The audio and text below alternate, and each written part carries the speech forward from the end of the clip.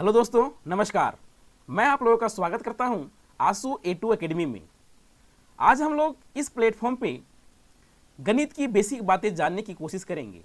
और जब गणित की बात होती है तो सबसे पहले जो बात है, जो वर्ड है, वो है अंक। अंक किसे कहते हैं? इसको अंग्रेजी में बोला जाता है डिजिट। तो डिजिट किसे कहते हैं, अंक किसे कहते हैं? यानी अंक कितने होते हैं? तो अंक 10 होते हैं। कौन कौन?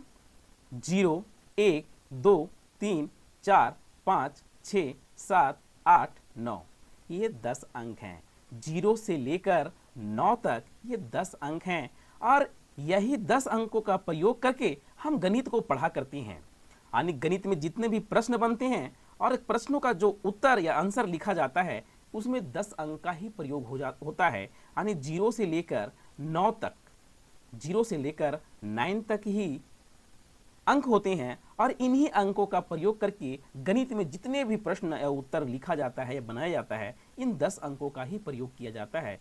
तो हम इस 10 अंकों के बारे में ही बहुत अच्छे ढंग से अध्ययन करेंगे तो गणित को हम बहुत बेहतर ढंग से समझ सकते हैं। ये 10 अंक हैं जिसको डिजिट बोला जाता है इंग्लिश में। यानी डिजिट हमारे पास 10 हैं, 0 से लेकर 9 तक। अब आते हैं जो अगला टर्म है वो है संख्या। संख्या किसे कहते हैं? तो यहाँ पे डिफिनेशन यानी परिभाषा लिखा हुआ है कि संख्या किसे कहते हैं। तो संख्या किसे कहते हैं? अंकों के समूह को संख्या कहा जाता है। यानी कि ये 10 अंक का प्रयोग करके हम अगर एक जगह पे कोई भी हम संख्या लिखना चाहें तो ये 10 अंकों का प्रयोग करके हम एक संख्या लिख सकते हैं। यानी इन अंकों को किसी भी व्यवस्थित ढंग में अगर रख दें, हम किसी भी तरह से रख दें तो एक संख्या का निर्माण हो जाता है। जैसे कि 4, 5, 6, 8, अगर इस तरह हम अंकों को रख दें तो एक संख्या का निर्माण होता है, एक नंबर का निर्माण होता है। यहाँ पे नंबर जो बना वो है इकाई, दहाई, सैकड़ा, हजार, 4568। तो ये एक संख्या का निर्माण हुआ, एक संख्या बना। यानी अंकों के समूह से एक संख्या बनाया गया। अंकों को लिख दिए तो संख्या बन गया। अब जैसे एग्जाम्पल यहाँ लिखा हुआ है 4526, इसमें कितने अंक हैं? तो इसमें 4 अंक हैं। इसमें 4 अंक हैं, 4, 5, 2, 6। ये 4, 5, 2, 6 का प्रयोग करके एक संख्या बनाया गया है। यानी 4 अंकों की एक संख्या है। तो अंकों के समूह को संख्या कहते हैं। यानी अंकों का प्रयोग करके, यानी अंकों को एक जगह पे रख करके हम संख्या का निर्माण कर सकते हैं। जैसे कि 7, 6, 5, 9, 1, 2, ये कितने अंकों की संख्या है? तो 1, 2, 3, 4, 5, 6, ये 6 अंकों की संख्या है।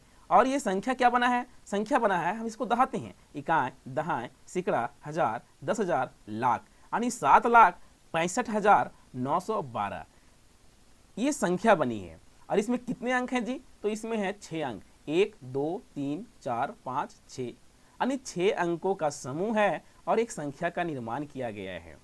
और एग्जाम्पल लेते हैं, जैसे कि अभी आपको हम बोलें कि 65009, ये कितने अंकों की संख्या है? तो इसमें 5 अंक हैं, 1, 2, 3, 4, 5, इसमें 5 अंक हैं जी। और कितनी संख्या है? एक संख्या है। इसी प्रकार अभी आपको हम बोल दें कि इसमें कितने अंक हैं? तो इसमें कितने अंक हैं? तो इसमें 3 अंक हैं जी। इसमें 3 अंक हैं। इसमें 3 अंक हैं। क्यों? क्योंकि अगर इधर ये साइड अगर हम 0 को बैठाते हैं, यानी बाईं की ओर अगर और 0 बैठा दें, हम ढेर सारा 0 बैठा देंगे, इसका कोई मतलब नहीं निकलता है, कोई इसका मीनिंग नहीं निकलेगा। यानी जो संख्या बनी है 989, ये 989 ही रहेगा। यानी इसका मान जो है 989 ही रहेगा। इधर 0 बैठाने से कोई इसका मीनिंग या कोई इसका मान, इसमें कोई वैल्यू में परिवर्तन नहीं होगा। तो इसमें आप सैकड़ा 0 या 1000 0 बैठा दें या 2 0 बैठाने में कोई फर्क नहीं पड़ता है।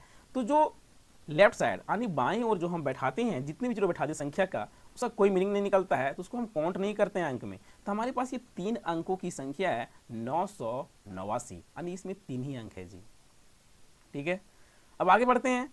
अब अंक समझ में आ गया और संख्या समझ में आ गया। संख्या कहते हैं अंकों के समूह को। अब आगे बढ़ते हैं संख्या के प्रकार।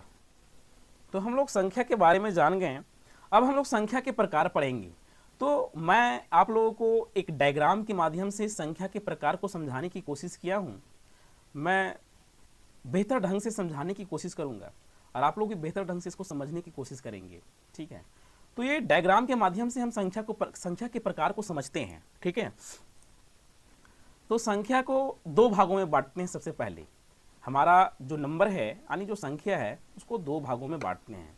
जो पहला पार्ट है उसका बोलते हैं वास्तविक संख्या। क्या बोलते हैं? वास्तविक संख्या। और जो दूसरा पार्ट है उसको बोलते हैं काल्पनिक संख्या, इमेजिनरी नंबर। तो सबसे पहला जो बात है वास्तविक संख्या को हम समझते हैं।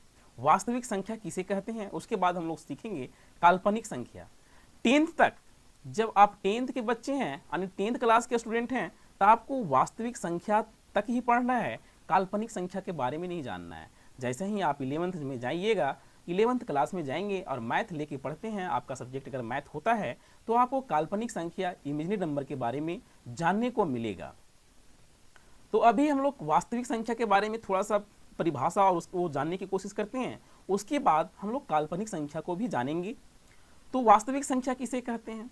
तो वास्तविक संख्या कहते हैं जिसका एग्जैक्ट वैल्यू पता हो, जिसका कुछ मान हो, जिसका एग्जैक्ट कुछ मान हो। नाम से ही पता चल रहा है वास्तविक संख्या माने वास्तव में कुछ वैल्यू होता है जिसका, उसको बोलते हैं वास्तविक संख्या, रियल नंबर। ठीक है, जिसका रियल में कुछ मान हो उसको बोला जाता है वास्तविक संख्या यानी रियल नंबर। इसका एक और परिभाषा है कि जिससे हम संख्या रेखा पर आसानी से दर्शा सकते हैं। संख्या रेखा किसे कहते हैं आप लोग को पता होगा, अगर नहीं जानते हैं तो जानिए। जैसे ये रेखा है और इस पे अगर हम संख्या को दर्शाते हैं तो ये संख्या रेखा कहलाएगा। ठीक है, इसी यहाँ 1 2 3 कहाँ तक? इन्फिनाइट तक। यहाँ -1 -2 -3, ये भी इन्फिनाइट तक। यानी रेखा पर संख्या को दर्शाना ही क्या कहलाता है? संख्या रेखा कहलाता है। और जिस संख्या को हम संख्या रेखा पर दर्शा सकते हैं उसे कहते हैं वास्तविक संख्या, उसे बोला जाता है वास्तविक संख्या। या उसको हम बोल सकते हैं, वास्तविक संख्या की एक और परिभाषा है कि परिमेय संख्या और अपरिमेय संख्या को मिलाकर वास्तविक संख्या बनता है। परिमेय संख्या और अपरिमेय संख्या को मिलाकर वास्तविक संख्या बनता है, या वास्तविक संख्या उसे कहते हैं। जैसे कि हम वास्तविक संख्या का अगर एग्जाम्पल लें तो एग्जाम्पल में क्या होगा? √2 ये क्या है? वास्तविक संख्या। 5 वास्तविक संख्या, क्योंकि √2 का भी कोई मान होता है। 6 इसका भी मान है 6। -6 ये भी क्या है? वास्तविक संख्या। -5/2 ये भी वास्तविक संख्या। √7 वास्तविक संख्या।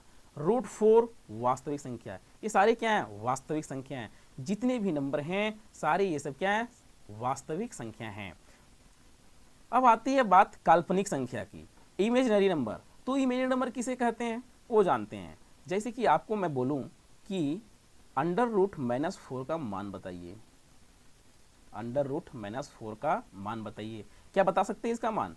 अगर कोई बच्चा बोलता है, कोई छात्र या छात्राएं बोलते हैं कि -2 नहीं होगा। क्यों?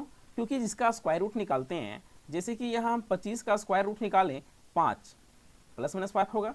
ठीक है, तो ये 5 को हम 2 बार गुना करें, 5 × 5 = 25। यानी अगर हम जिसका स्क्वायर रूट निकालते हैं, जिसका वर्गमूल निकालते हैं, उस संख्या को अगर हम 2 बार गुना करें तो हमको पुनः वही संख्या प्राप्त होती है। जैसे कि इसका √25 का मान होगा +-5, यानी -5 × -5 भी करेंगे तो भी 25 ही होगा, क्योंकि माइनस क्या हो जाएगा? प्लस हो जाएगा और 25 ही प्राप्त होगा हमको। तो इस प्रकार से यानी कि जो अंडर रूट का मान होता है वह स्क्वायर रूट होता है यानी वर्गमूल होता है, उसको 2 बार पुनः गुना करके हम उसी संख्या को प्राप्त कर सकते हैं। लेकिन या क्या -√4 का मान -2 हो सकता है? नहीं हो सकता है। क्यों? अगर इसका -2 मान होता तो -2 × -2 क्या होना चाहिए? -4 होना चाहिए, जो कि गलत है, नहीं होता है। इसका मान क्या हो जाएगा? 4 हो जाएगा। तो इसी प्रकार की जो संख्याएं होती हैं, यानी रूट के अंदर अगर माइनस लगा हुआ हो तो काल्पनिक संख्या होती है, यानी उसका मान अभी तक निकाला नहीं गया है, उसका मान अभी तक खोजा नहीं गया है। गणितज्ञों ने इसका सलूशन निकाला लेकिन इसका एग्जैक्ट वैल्यू नहीं बता पाए अभी तक। तो एग्जैक्ट जब वैल्यू जब पता ही नहीं है, इसीलिए गणितज्ञों ने इसको बोल दिया कि हम सिर्फ कल्पना कर सकते हैं इसका मान क्या होगा, इसका एग्जैक्ट वैल्यू हम प्राप्त नहीं कर सकते हैं, इसलिए ये इमेजिनरी नंबर है। तो एक गणितज्ञ ने, अगर हम एक मानक माने i² का मान -1, तो इसका हम मान निकाल सकते हैं। जैसे कि अगर यहाँ -1 हम मान लिए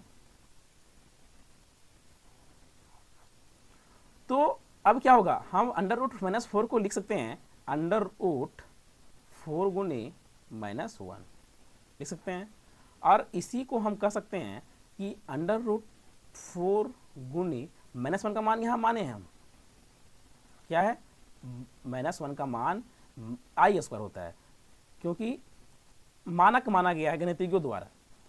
तो अब क्या हो गया, 4 का तो 2 निकल जाएगा स्क्वायर रूट, और आई स्क्वायर का आई हो जाएगा। तो इस प्रकार से अंडर रूट माइनस 4 का मान जो होगा वो 2i हो सकता है, यानी कि माना गया कि इस प्रकार से हम उसको सॉल्व कर सकते हैं कि अंडर रूट माइनस 4 का मान 2i, यानी जिसमें i लगा होगा उसको बोल देंगे इमेजिनरी नंबर। ठीक है, क्या बोल देंगे, इमेजिनरी नंबर।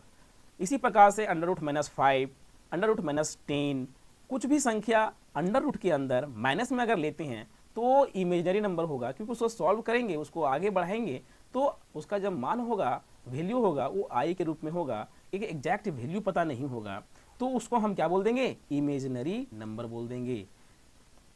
और जिसका मान एग्जैक्ट पता हो उसको बोलते हैं रियल नंबर, वास्तविक संख्या। जितने भी संख्याएं संख्या रेखा पर दर्शाया जा सकता है वो सब क्या कहलाता है, वास्तविक संख्या। रूट 2 को भी दर्शा सकते हैं, 5 को दर्शा सकते हैं, माइनस 5/2 को भी दर्शा सकते हैं, अंडर रूट 7 को दर्शा सकते हैं, लेकिन कभी भी minus under root 4 minus under root 7 को हम संख्या रेखा पर दर्शा नहीं सकते हैं, और इसका एग्जैक्ट वैल्यू भी नहीं पता होता है। इसका जो मान निकलेगा अंडर रूट 7i निकलेगा, और जिसमें i लगा होता है वो कहलाता है इमेजिनरी नंबर, काल्पनिक संख्या। अब काल्पनिक संख्या के बारे में डिटेल्स पढ़ेंगे हम लोग जब 11th में जाएंगे। तो अभी 10th की नीचे अगर पढ़ाई करना है तो हमको वास्तविक संख्या लेकर आगे बढ़ेंगे, और काल्पनिक संख्या का कोई प्रकार नहीं होता है। हम वास्तविक संख्या का आगे 2 भागों में बांटते हैं वास्तविक संख्या को। अब वास्तविक संख्या को 2 भागों में बांटते हैं। जो पहला है वो परिमेय संख्या यानी रेशनल नंबर, और जो दूसरा है वो अपरिमेय संख्या यानी इरेशनल नंबर के रूप में बांटते हैं। तो परिमेय संख्या किसे कहते हैं, तो जिस संख्या को p/q के रूप में लिख सकते हैं या दर्शा सकते हैं उसे परिमेय संख्या कहते हैं।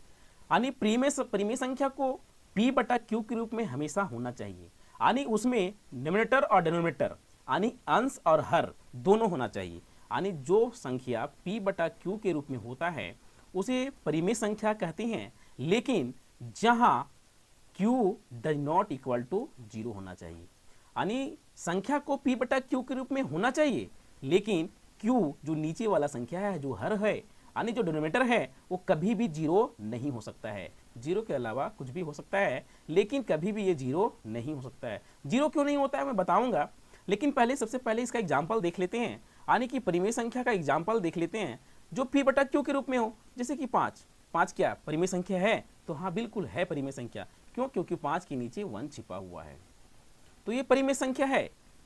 4 ये भी परिमेय संख्या है। -4 क्या परिमेय संख्या है, हाँ है, क्योंकि इसके नीचे भी 1 छिपा हुआ है। 5/2 ये परिमेय संख्या है, हाँ बिल्कुल है परिमेय संख्या। क्यों, क्योंकि इसमें तो देखो ये p/q के रूप में है, p/q के फॉर्म में है, p बराबर यहाँ 5 है, q बराबर 2 है, 0 तो है नहीं q बराबर, इसलिए ये भी मेरा परिमेय संख्या है।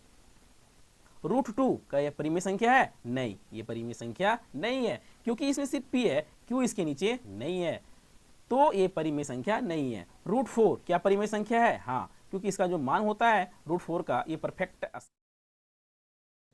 तो ये इसका मान निकल जाता है, यानी इसका जो स्क्वायर रूट होगा 2 होगा, यानी वर्गमूल 2 होगा, तो इसलिए ये परिमेय संख्या है, क्योंकि 2 के नीचे 1 छिपा हुआ है।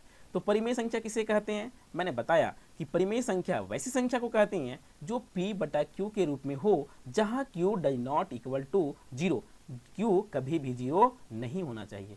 क्यों नहीं होना चाहिए q 0, देखिए अगर 5/0 अगर हो जाए, मान लिया जाए 5/0 यानी 5/0 अगर हो जाए तो इसका मान क्या होगा, 11/0 का मान क्या होगा, क्या बता सकते हैं 11/0 का मान क्या होगा सो, और यही 0/11 रहता तो क्या होता, यानी कि और फिर 0/5 होता तो क्या होता है इसका मान, तो 5/0 का मान होता इन्फिनाइट, यानी अभी तक इसका मान खोजा नहीं गया है, गणितज्ञों द्वारा इसका मान अभी तक पता नहीं लगाया गया है।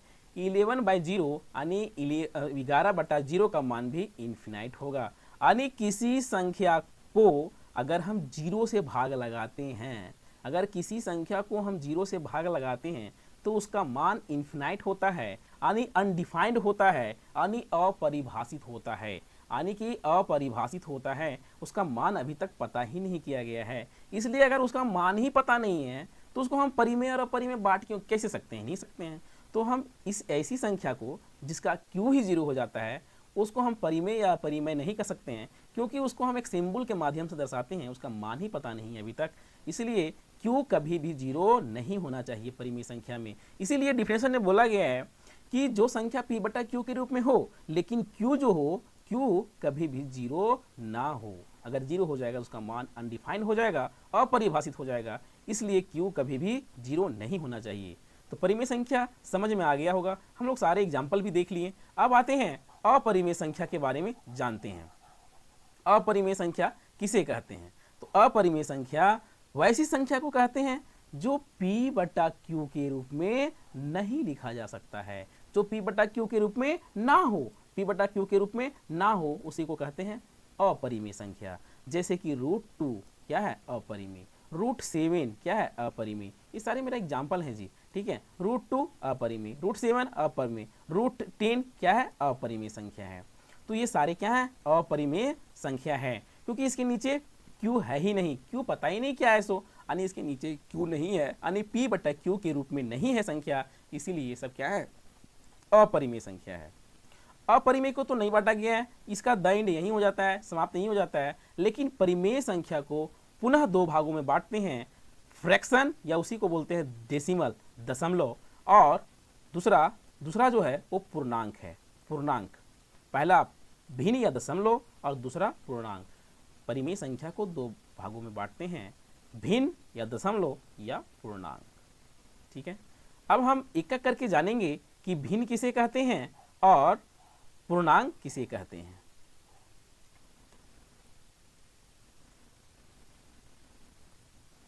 तो जो सबसे पहला बात है भिन्न, फ्रैक्शन। तो देखिए जी, ये परिमेय संख्या का ही दो भाग में बांटा गया है, ये परिमेय संख्या को दो भाग में बांटे हैं। तो परिमेय संख्या किस रूप में होता है? p/q, q does not equal to 0, यानी इस रूप में होता है।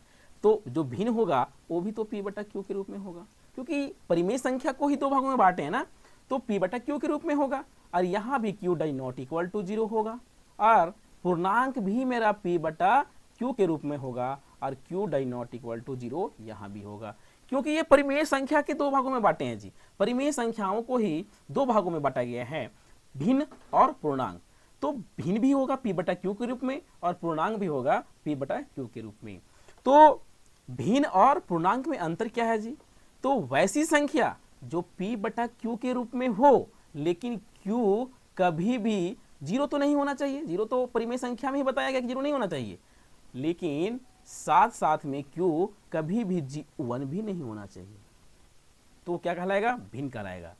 जो संख्या p/q के रूप में हो और q does not equal to 0 और 1, ना 0 होना चाहिए बराबर, ना 1 के बराबर होना चाहिए q हमेशा 1 और 0 के अलावा कुछ होगा। जैसे मान लिया जाए 5/1, क्या ये भिन्न है? नहीं हो सकता भिन्न, क्योंकि इसके नीचे 1 है, ये पूर्णांक हो जाएगा। यहाँ 2, 5/2 क्या भिन्न है? भिन्न है। इसको हम दशमलव बदल सकते हैं, कितना हो जाएगा? 2.5, यानी भिन्न और दशमलव दोनों चीज एक ही है। जैसे कि 7/5 ये भी भिन्न है, 5/4 ये भी भिन्न है। एग्जाम्पल है सारे हमें दशमलव का, तो ये भी भिन्न है। 1/2 ये भी भिन्न है। तो भिन्न किसे कहते हैं? जो p/q के रूप में हो, लेकिन q does not equal to 0 और डज नॉट इक्वल टू 1, 0 और 1 नहीं होना चाहिए, यानी कि जो q है सो कभी भी 0 और 1 नहीं होना चाहिए। वो क्या कहलाता है? भिन्न कहलाता है, दशमलव कहलाता है। अब आते हैं पूर्णांक। तो पूर्णांक को आप लोग पढ़े हैं जी, या पूर्णांक के बारे में जानते होंगे कि इस संख्या रेखा पर जो दर्शाते हैं इंटीजर, जो संख्या रेखा पर हम दर्शाते हैं उसी को तो पूर्णांक बोलते हैं। यहाँ होता है 0, 1, 2, 3, 4, 5, यानी 1, 2, 3, 4, 5 कहाँ तक जाएगा जी? ये इन्फिनाइट तक जाएगा। इधर क्या होगा? नेगेटिव होगा, माइनस होगा, यानी -1, -2, -3, -4 -5, ये भी आपका इन्फिनाइट तक जाएगा, यानी अनंत तक जाएगा। तो देखिए इसके नीचे 1, इसके नीचे 1, 2 के नीचे 1, 3 के नीचे 1, सारे के नीचे क्या है 1 है, और 0 के नीचे भी 1 छिपा हुआ है, यहाँ -1 के नीचे भी 1, -2 के नीचे भी 1, सारे के नीचे क्या है 1 छिपा हुआ है। तो पूर्णांक किसे कहते हैं? जो P/Q के रूप में हो, जो P/Q के रूप में हो, और Q हमेशा क्या होना जी 1 होगा। जो P/Q के रूप में हो और Q ऑलवेज 1, हमेशा 1, यानी उसका जो नीचे हर जो होता है वो हमेशा 1 होना चाहिए। तो सारे क्या कहलाएंगे जी? पूर्णांक कहलाएंगे, इंटीजर कहलाएंगे। देखिए सारे के नीचे क्या है 1 है, तो ये क्या कहलाएगा मेरा? पूर्णांक कहलाएगा। ये सारी पूर्णांक एग्जाम्पल है, -1 -5, ये सारे क्या कहलाएंगे? पूर्णांक कहलाएंगे। ठीक है, जो P/Q के रूप में होता है और Q हमेशा 1 के बराबर होगा, उसे कहते हैं पूर्णांक। अब पूर्णांक को हम 3 भागों में बांटते हैं जी। पहले हम पूर्णांक को ही देख लेते हैं, पूर्णांक को ही देख लेते हैं। 3 भागों में बांटते हैं। पहला जो है धनात्मक पूर्णांक, दूसरा शून्य पूर्णांक, और तीसरा ऋणात्मक पूर्णांक। तो हम एक संख्या रेखा ऊपर खींचे थे, हम पुनः संख्या रेखा खींच लेते हैं। ये संख्या रेखा है मेरा, सीधा नहीं है, सीधा होता है 1 2 3 4 5, 1 2 3 4 5, 6 भी जाएगा, आगे जाके इन्फिनिटी तक जाएगा। ये यहाँ -1 -2 -3 -4 -5 -6, यानी यहाँ -1 -2 -3 -4 -5 और -6, ये भी आपका इन्फिनिट तक जाएगा। तो अब बात आती है धनात्मक पूर्णांक किसे कहते हैं। तो 0 के बाद जितने भी पॉजिटिव हैं, यानी कि जो धनात्मक हैं, प्लस वाले हैं, वो क्या कहलाएंगे? धनात्मक पूर्णांक। ये क्या कहलाएंगे? धनात्मक पूर्णांक, यानी पॉजिटिव इंटीजर। एग्जाम्पल यहाँ लिखा हुआ भी हुआ है 1 2 3 4 5 6, कहाँ तक? इन्फिनाइट तक। ये क्या कहलाते हैं? धनात्मक पूर्णांक कहलाते हैं। अब शून्य पूर्णांक, दूसरा क्या है? शून्य पूर्णांक। तो सिर्फ ये 0 को क्या बोलते हैं? शून्य पूर्णांक, यानी 0 इंटीजर बोला जाता है। सिर्फ 0 आता है, न्यूट्रल, यानी कुछ नहीं, नथिंग, है ना। तो 0 को क्या बोलते हैं? शून्य पूर्णांक बोलते हैं। उसके बाद आता है नेगेटिव वाला, यानी ऋणात्मक पूर्णांक होता है। यहाँ भी इसका एग्जाम्पल दिया हुआ है ऋणात्मक का, -1 -2 -3 -4 -5, कहाँ तक? इन्फिनाइट तक। माइनस इन्फिनाइट या इन्फिनाइट बोलो, माइनस इन्फिनाइट तक है, यानी कि इसको बोलते हैं नेगेटिव इंटीजर। यानी संख्या रेखा पर जो धनात्मक होते हैं उसको बोलते हैं धनात्मक पूर्णांक, और जो 0 होता है उसको बोलते हैं 0 पूर्णांक, और जो नेगेटिव में होते हैं उसको बोलते हैं ऋणात्मक पूर्णांक। तो धनात्मक पूर्णांक और शून्य पूर्णांक और ऋणात्मक पूर्णांक आप लोग को समझ में आ गया है। यानी कि पूर्णांक को हम 3 भागों में बांटते हैं। पहला जो है वो धनात्मक पूर्णांक, दूसरा शून्य पूर्णांक और तीसरा ऋणात्मक पूर्णांक। यानी अंग्रेजी में बोला जाए तो पॉजिटिव इंटीजर, 0 इंटीजर और नेगेटिव इंटीजर। ये था पूर्णांक के भाग जी। अब आते हैं, हम छोड़ के चले थे दशमलव यानी भिन्न को छोड़ के चले थे, अब हम भिन्न के बारे में जानते हैं। तो भिन्न के बारे में जानते हैं, यानी कि कोई भी भिन्न आंसर हर के रूप में होता है, यानी P/Q के रूप में होता है, यानी P/Q के रूप में होता है। यानी कि मान लिया जाए एक हम आपको निकालने बोले 5/2 का मान और 5/3 का मान और √2 का मान, ये तीनों का मान निकालना है जी। तो आप कमेंट में इसका मान निकाल के बताएंगे कि क्या क्या होता है। हम बताते हैं कि क्या होता है। इसका अगर हम भागा लगाएं जी, 2 से अगर हम 5 को भागा लगाएं तो 2 2 जा 4, जो रिमाइंडर हुआ 1 हुआ, और यहाँ पॉइंट दिए तो यहाँ 0 बैठाएंगे और 2 5 जा 3, ये कट गया, यानी इसका मान जो हुआ वो 2.5 हुआ। अब ये इसका मान 5 को हम 3 से डिवाइड करेंगे, भागा लाएंगे, क्या हो जाएगा? यहाँ 3 1 जा 3, यहाँ 2 आएगा रिमाइंडर में।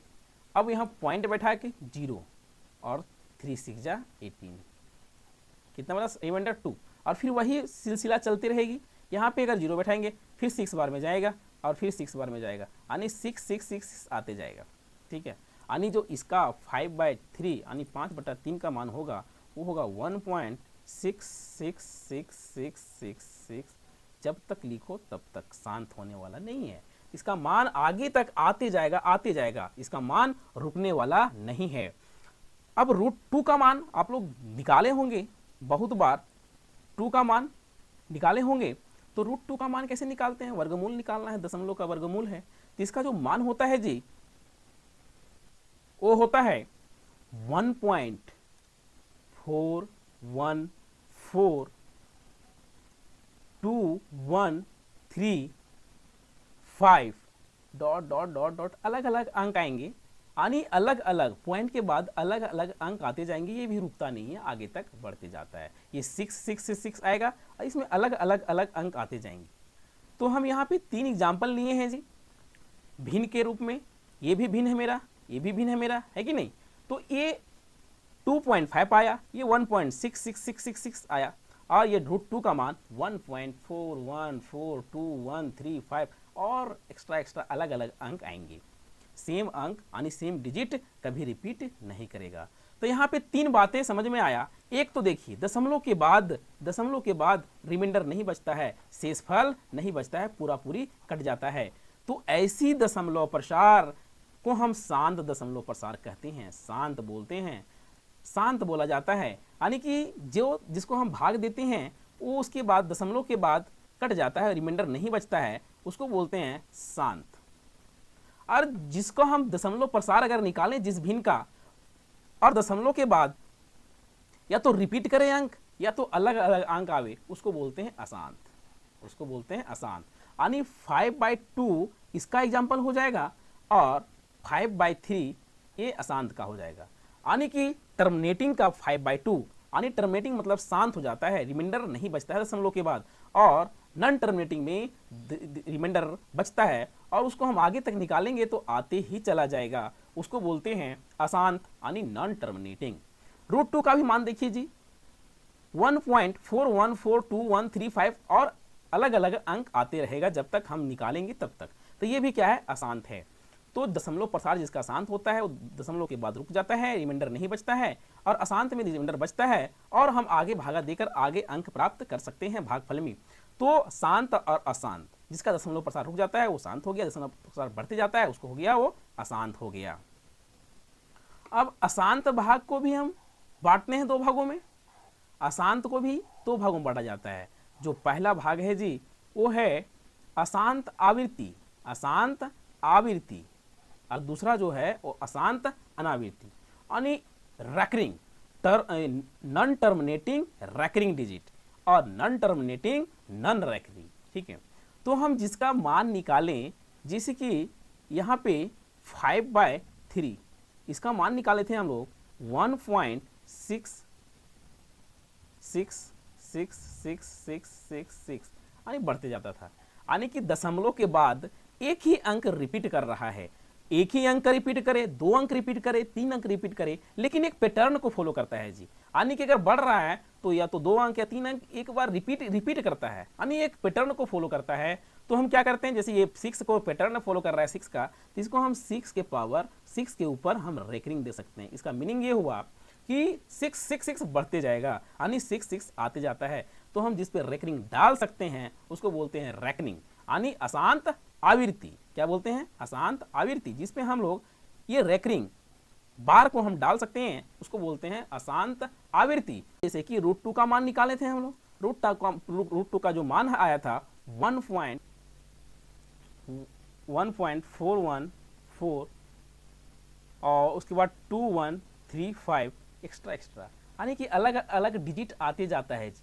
यानी इस पे हम दशमलव के बाद रैकरिंग नहीं डाल सकते हैं, यानी क्योंकि ये रिपीट एक पैटर्न को फॉलो नहीं कर रहा है, इसलिए हम रैकरिंग नहीं डाल सकते हैं, इसलिए इसको बोलते हैं अशांत अनावृत्ति। क्या बोलते हैं, अशांत अनावृत्ति बोलते हैं। तो आप लोग को अशांत आवृत्ति और अशांत अनावृत्ति तो समझ में आ गया होगा। जिसका दशमलव प्रसार दशमलव के बाद एक पैटर्न को फॉलो करता है उसको अशांत आवृत्ति कहते हैं, रैकरिंग कहते हैं, और एक पैटर्न को जो फॉलो नहीं करता है दशमलव के बाद अलग अलग अंक आता है उसको बोलते हैं अशांत अनावृत्ति। तो मैं आप लोगों को संख्या के प्रकार को एक डायग्राम के माध्यम से समझाने की कोशिश किया। मैं आशा करता हूं कि आप लोगों को बेहतर ढंग से समझ में आया होगा। और जो नेक्स्ट पेज पे है इस पीडीएफ में जो ऊपर डायग्राम में बताया गया है उसी का डिफिनेशन लिखा गया है, परिभाषा लिखा गया है। इस डायग्राम का जो डायग्राम में जो वर्ड हैं, जो वर्ड को मैंने समझाया उसी का परिभाषा ये इस पेज में लिखा गया है। अगर इस पीडीएफ को आप प्राप्त करना चाहते हैं तो आप हमारे टेलीग्राम ग्रुप में ऐड हो सकते हैं, ज्वाइन कर सकते हैं और वहां से आप इस पीडीएफ को प्राप्त कर सकते हैं। आपको डिस्क्रिप्शन में इसका ये टेलीग्राम का लिंक दिया रहेगा, आप वहां से उसमें ज्वाइन हो जाएं। उसके बाद मैं आप लोगों को ये पीडीएफ प्रोवाइड कर दूंगा। सभी का डिफिनेशन लिखा हुआ है, जिसे आप देख सकते हैं। वास्तविक संख्या का डिफिनेशन लिखा हुआ है, दो डिफिनेशन लिखा हुआ है। उसके बाद काल्पनिक संख्या जो इमेजिनरी नंबर है उसका डिफिनेशन लिखा हुआ है। फिर परिमेय संख्या का डिफिनेशन लिखा हुआ है, अपरिमेय संख्या का डिफिनेशन लिखा हुआ है, इरेशनल नंबर, यानी सबका एग्जाम्पल सहित परिभाषा लिखा हुआ है, उदाहरण सहित परिभाषा लिखा हुआ है। उसके बाद फ्रैक्शन भिन्न का परिभाषा लिखा हुआ है। उसके बाद पूर्णांक इंटीजर का भी परिभाषा लिखा हुआ है। उसके बाद टर्मिनेटिंग यानी शांत, जो भिन्न शांत होता है, जो भिन्न शांत होता है, जो भिन्न शांत होता है उसको शांत टर्मिनेटिंग बोला जाता है। और वो शांत कब होता है वो भी यहाँ बताया गया है जी। तो थोड़ा सा मैं यहाँ बताता हूँ कि क्या है। तो जो भिन्न जो P बटा Q के रूप में होता है, जैसे 5/2 ये भिन्न है P बटा Q के रूप में। तो जिस भिन्न का Q जो होता है डिनोमिनेटर यानी हर जो होता है वो 2n या 5m या 2 के पावर n गुने 5 के पावर m के रूप में हो। अगर इस रूप में होगा तो शांत होगा, और अगर इस रूप में होगा तो भी शांत होगा, अगर इस रूप में होगा तो भी शांत होगा। यानी कि जिसका डिनोमिनेटर यानी हर 2n या 5 के पावर m के रूप में होगा, या दोनों के गुणनफल के रूप में होगा, 2n या गुने 5 के पावर n के रूप में होगा। देखिए यहाँ दिखाया भी गया है, जो 2 के पावर n के रूप में हो, 5 के पावर n के रूप में हो, या 2 के पावर n गुने 5 के पावर m के रूप में हो। अगर इस रूप ये तीन रूप में होगा क्या d डिनोमिनेटर अगर ये दोनों रूप में होगा q तो वो होगा शांत भिन्न। जैसे कि मान लिया जाए यहाँ पे हम ले लेते हैं 5/3, या क्या 2 के पावर n के रूप में है, 5 के पावर नहीं, तो ये शांत नहीं होगा। अगर हम यहाँ 180/1296 ले लें तो इसको हम देखेंगे निकाल के 1296 जो है से किस रूप में होता है जी। तो 1296 का क्या करो अभाज्य गुणनखंड के रूप में इसको व्यक्त करेंगे। हम अभाज्य गुणनखंड के रूप में व्यक्त करेंगे। तो अभाज्य गुणनखंड के रूप में व्यक्त करने के लिए क्या करेंगे, देखिए स्टार्ट में लिखते हैं, यहाँ जगह खाली मेरा 1296 इसका अभाज्य गुणनखंड के रूप में लिखना है। तो अभाज्य गुणनखंड के रूप में तो आप लिखना जानते ही होंगे। जैसे कि सबसे पहले क्या करते हैं, अभाज्य संख्या से भागा लगाते हैं, ठीक है। तो अभाज्य संख्या सबसे छोटी अभाज्य संख्या क्या है, 2 है, 2 से भागा लगाएंगे, 6 दूनी 12, 4 दूनी 8 और 8 दूनी 16, 648। फिर ये 2 जाएगा तो 3 दूनी 6, 2 दूनी 4, 4 दूनी 8। फिर इसको 2 से देंगे, 2 एकम 2, 6 दूनी 12 और 2 दूनी 4, 162 आया। 2 से 8 दूनी 16, 2 एकम 2। इसके बाद ये क्या हो गया, 2 से जाएगा तो 8 दूनी 16, 2 एकम 2, 81 आ गया। यानी 3 से जाएगा तो जैसा ही देखिए 2 गुने आने की दे देते हैं आगे, 27 तिया 81, फिर 3 से 9, फिर 3 से 3, यानी कि 1296 आया जी। वो आपका है 2 गुने 2 गुने 2 गुने 2 गुने 3 गुने 3 गुने 3 गुने 3, कितना 2 है, 1 2 3 4 और 1 2 3 4 4, 1 2 3 4, 1 2 3 4, यानी कि देखा जाए तब 1296 2 के पावर 4 और गुने 3 के पावर 4 के रूप में आया, जो कि ये कंडीशन को फुलफिल नहीं करता है। यानी कि 3 के पावर 4 आ गया, इसलिए इसका दशमलव जो प्रसार होगा वो शांत नहीं होगा जी, ठीक है। तो इस प्रकार से हम लोग शांत और अशांत को बिना भागा दिए सिर्फ उसका डिनोमिनेटर यानी हर के माध्यम से उसका अभाज्य गुणनखंड को इस रूप में अगर प्राप्त हो जाएगा अभाज्य गुणनखंड तो शांत होगा, इस रूप में प्राप्त नहीं होगा तो अशांत होगा। इस प्रकार से हम शांत और अशांत बिना भाग दिए हम भिन्न के बारे में जान सकते हैं, ठीक है। उसके बाद यहाँ देखिए अशांत आवृत्ति का दिया हुआ है एग्जाम्पल, ये जिस पे हम रेकरिंग डाल सकते हैं उसको अशांत आवृत्ति कहते हैं, और जिस पे हम रेकरिंग नहीं डाल सकते हैं उसको अशांत अनावृत्ति कहते हैं। जैसे √2 और √2 √3 का मान निकालेंगे, एक्स्ट्रा जितना भी एग्जाम्पल ले लो, सारे का क्या है उसका मान हम नहीं निकालेंगे। तो निकालने के बाद अलग अलग दशमलव के बाद अलग अलग डिजिट आएगा, अलग अलग अंक आएगा, और कभी ये शांत भी नहीं होगा, आगे आते चला जाएगा, तो उसको हम बोल देंगे अशांत अनावृत्ति। तो धन्यवाद।